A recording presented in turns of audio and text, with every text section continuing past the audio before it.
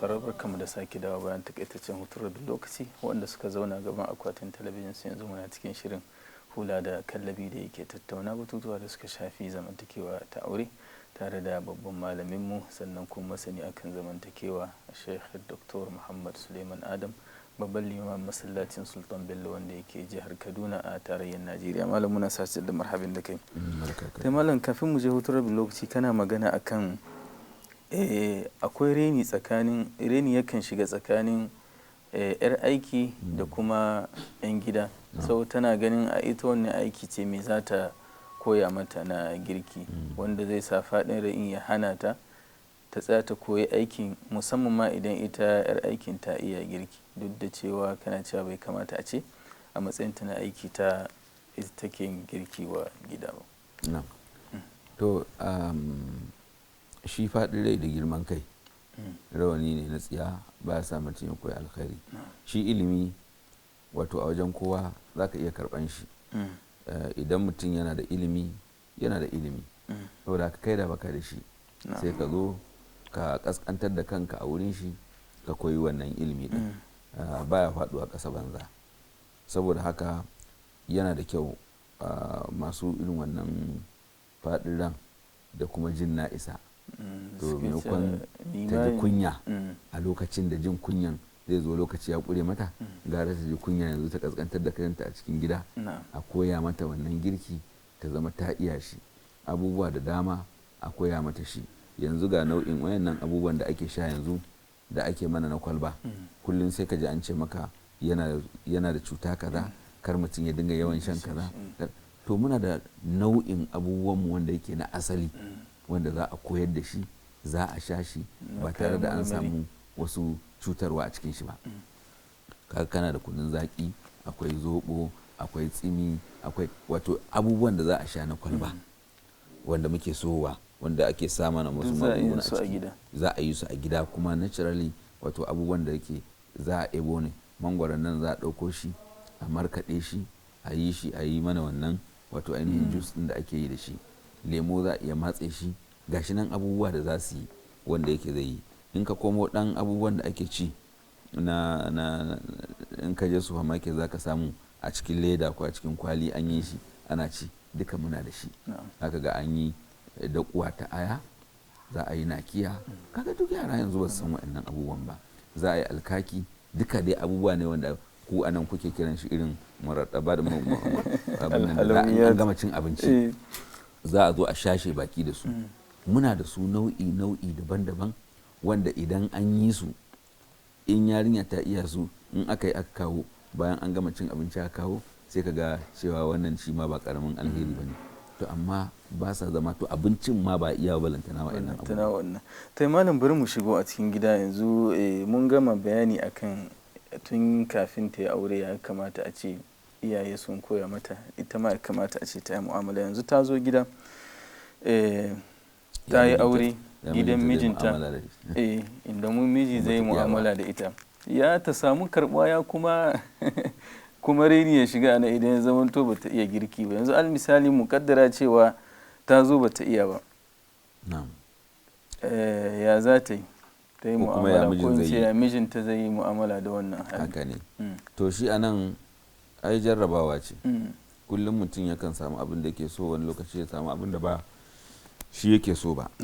A lokacin da mutum ya riga ya auri matarsa aka ɗaura aure ta zo ta zama matarsa so yanzu kuma abubuwa sun tashi da kan iyaye sun dawo kan shi. Idan yana so su zauna lafiya kuma kar a samu hayaniya na farko in ta yi abincin nan za ta yi cikin kunya don ta san bata iya ba. Ana kakkaro yawa to yin farko da za ta yi da shauransu in yana da hikima da ya ce ya ji abin gishiri ya yi yawa ko wani abu da ya haka ko bai da kuma ko kaza ba zai nuna ɓacin rai ba zai nuna kaza ba ya zan so abinci ki bata min da shi to daga nan tun daga farkon shigowanta an fara samun matsala kenan. Inda kai namiji ne sai ka haɗe wannan a matsayinta na amarya a abincin nan yayi daɗi kaza da kaza yana da kyau sosai ku ci abincin tana ta so ta ji ka soki lamarin abincin sai ka ki so kan wannan zai ƙara ba ta kunya ta gaya za ta yi. To in ta sake yi to mala anan idan bai faɗi illan da yake ciki ba, ya za a yi ta gyara ta gane cewa ta yi kuskure? Abin da yake so ka sani, shi mutum kullum idan ya yi laifi ya san ya yi laifi. mai manzan Allah sallallahu alaihi wasallama yake cewa, abin da yake ce mana shine albirru husnul khuluq wal ismu ma haka fi nafsika. saboda haka duk mutumin da ya yi laifi ya san ya yi laifi, in ya gyara ya san ya gyara, ita san ta yi shi kuma ya haɗi, ai ta san kawai ya yi shiru, yawa ta san ya yi shiru, to kuma yana cikin karamci da maru'a da martaba na babba. ba komai mutum ya yi za ka fito ka nuna mishi ba. ba ka ga manzan Allah sallallahu alaihi wasallam a cikin suratul ba dalak ba, mace suratul tahrim, ai kaga lokacin da matar ta gaya masa abubuwa da yawa, ta gaya mishi ko lokacin ta gaya mishi abubuwa, kawai sai ya kawo da kanshi daga wasu abubuwan, bai ma kalle su ba, sai magana akan falamma nabba'at bihi wa azharu Allahu alayhi arrafa ba'dahu wa arada an ba'd. to kaga wannan qalat man anba'aka hadha. to shi mutum mai martaba mai mutunci bai daukan kowane irin laifi ya ce sai ya bi diddigin shi ya yi hukunci a kai.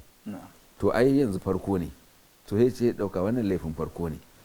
Allah maɗaukin sarki ya nuna mana idan mutum ya yi laifi, in ya yi laifi, mala'ikan da ke rubuta laifin baya rubuta laifin, sai ya tambayi shawarar ɗan uwan shi, ya wani ya ce a kyale shi watakila zai tuba, sai ya ɗauka cewa watakila kuskure ne yanzu ta yi, ka gane ko? so idan ta sake yi sai ya ɗan yi tambihi, ya ce a ranar da aka yi wancan mana ɗauka ko ɗan kuskure ne, to yanzu kuma an sake yi, ya za a gyara shi. har idan ya fahimci cewa kwata-kwata bata iya ba ne, to sai ya zauna matarsa ce yanzu, ba magana ya je ya tozarta ta ko ya je ya dinga faɗan maganganu a wajen abokanan shi, ai banza ce bata iya abinci ba, bata yi kaza ba, sai ka rufa mata asiri. wanda ya rufa wa ɗan uwansa asiri, Allah zai rufa mishi nashi. sai ka zauna da ita, wance na fahimci akwai kuskure wajen dafa abinci da sauransu, yanzu ɗayan biyu, ya kike gani, in kawo miki wacce za ta zo gida ta koya miki salim alim ki iya abincinki, ko kuma akwai makaranta kaza da ake koyar da girki, zan saka ki a ciki ki je ki koya. yanzu kafin ta koya za mu yi hakuri, za mu ci gaba da manaji, kina yin haka muna ci kuma ana koya. wannan in ka ɗauko mata hanya haka, duk girman kanta ka sauke mata girman kanta, kuma ka nuna mata kai kana da martaba, kana da mutunci, ka san yadda kake mu'amala da kurakure ko kuma ko da yake in ka ce mata koma gida, dama daga gidan nasu ka fito, shi sa ban yi maganan gidan ba. amma watakila ya faru ne irin iyayen suna ganin cewa tunda tana karatu tana wasu abubuwa bata samu dama ba, amma iyayen sun iya girki, to in ma ya kama hakan ne zai ce to ko dai ki koma ki dinga zuwa gidanku ana koya miki, ko kuma in kawo miki mai koyarwa a nan gida ta koya miki, ko kuma ga makaranta da ake yi ki je a koya miki.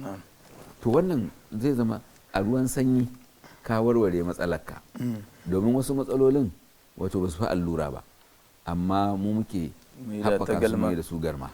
saboda haka ina ganin wannan hanya ce mai kyau. ta malam, wani lokaci wanda ransu yake ɓaci, ban san ko ba su jarraba matan nasu ne daga farko, ko kuma su suna da usulubin su ba kai tsaye idan an yi aure a ran farko za a gayyato abokai da sauran saboda cin abincin amarya. to nan ita amarya idan ta san cewa ba ta iya girkin ba, za ta iya neman taimakon wasu 'yan uwanta da ƙawayenta, su taimaka mata da ƙawayenta. dama normally ranar da za ci ran farko ne za ka zo a ci abinci, ai amarya bai kamata ta yi aiki ba nan, ba aikinta ba ne nan, murna ce masha Allah, ce to zo ku ci kicin ba, abokai sai na dai zo in su aka samu abinci aka samu ko mako guda ko biyu haka, wannan ta riga ta zama normal. amma yanzu ta zo, musamman muna magana akan amarya budurwa, yarinya ce karama, ba ta da lokacin da za ta zo ta yi maka abincin da dukkan abokanai za su zo su ci, inda ba mutum biyu ne ko uku da shauransu ba. almuhim a wannan lokaci za a iya neman taimakon yan uwa, za a iya neman taimakon iyaye, a yi wannan abincin, a zo a ci, a yi komai. amma dai ta sani wajibinta ne, yin abincin nan wajibinta ne, kuma yana daga cikin abin da zai daga darajanta a duniya da kuma lahira.